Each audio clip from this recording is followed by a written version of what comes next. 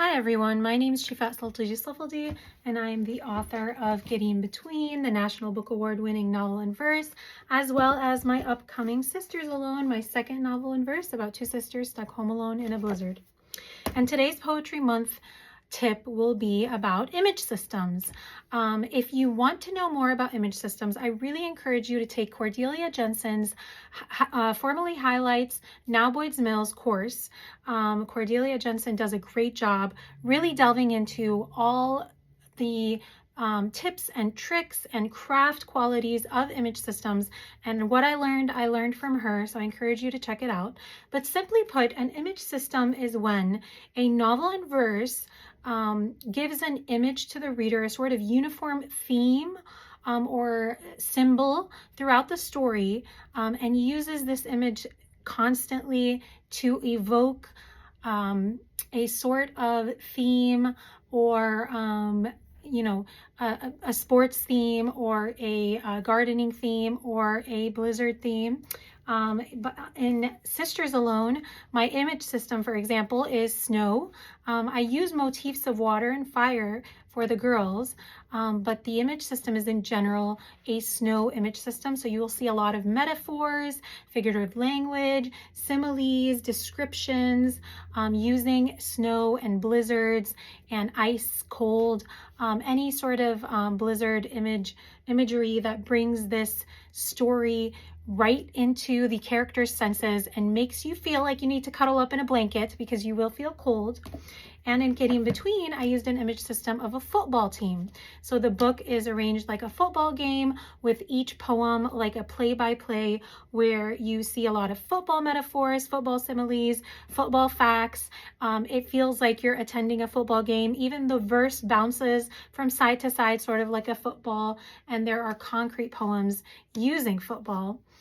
So you kind of get that feeling of watching a football game or attending a football game. But the book that I'm actually going to delve into and read to you guys today is A Seed in the Sun from Ida Salazar.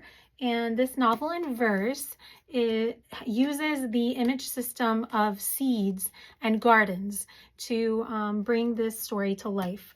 I love that the story talks about farm workers' rights, very relevant story, and it's written in verse as well.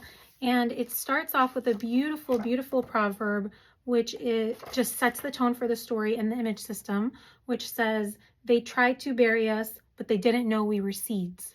And right on page 3, you get that image system brought to life. And I will read a little bit of it for you to see. Remolino. I sometimes think about how I lost my voice. I could have buried it in the earth, in the Surco, the long row of dry dirt where we planted onion bulbs last spring, while the heat of a too hot California day fell on our arched backs like barrels of sun.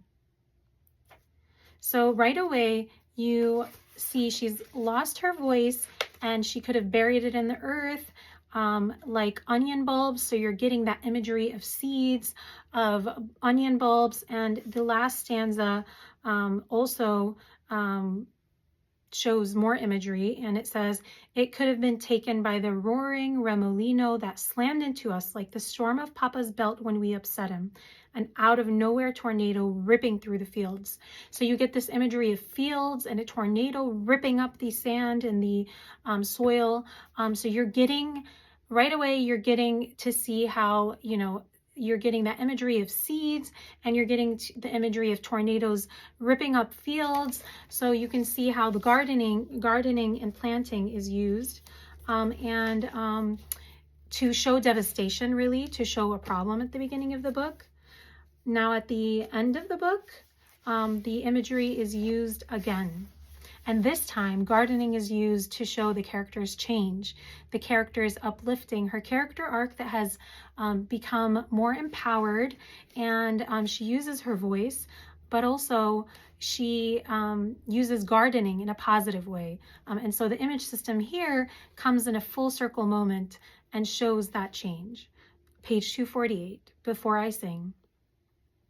I don't feel scared of Papa or the growers, the police, or the scabs. I believe in our casa and my role in it. I push through the earth, a girl, sprouting, smart, growing, budding, powerful, extending, flowering, with an orange-yellow voice, returned. No longer a seed, but a sunflower, holding many other seeds in me in our movement, reaching high above the ground to touch the sun.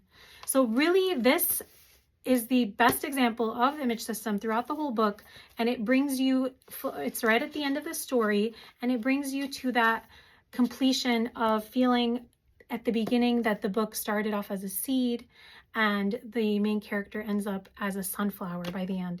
So it really shows image systems and how they can bring character arc, character change, show empowerment, and bring the story full circle, as well as just give vibes in the story, honestly.